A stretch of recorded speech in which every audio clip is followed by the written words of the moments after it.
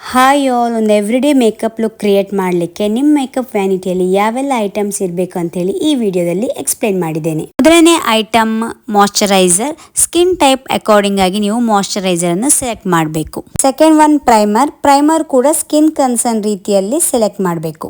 Third item may be foundation ಅಥವಾ concealer.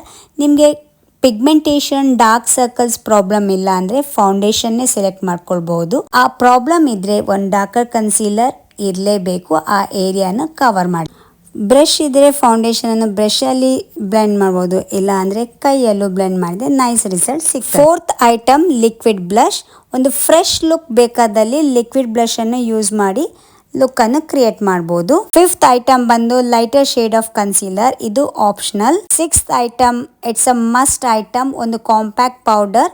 Makeup ಅನ್ನು full set ಮಾಡಲಿಕ್ಕೆ ಒಂದು compactor powder very important. Next item also important, eyebrow filler. Kajal, eyeliner, mascara ಇದು eye ಮೇಕಪ್ಗೆ important ಆಗ್ತದೆ.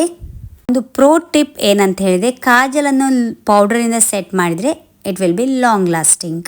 Final ಆಗಿ ಲಿಪ್ಸಿಗೆ ಒಂದು ಲಿಪ್ ಲೈನರ್, ಆಮೇಲೆ ನಿಮ್ಮ ಫೇವ್ರೆಟ್ ಯಾವ ಕಲರ್ ಲಿಪ್ಸ್ಟಿಕ್ ಇದ್ರು ಡನ್.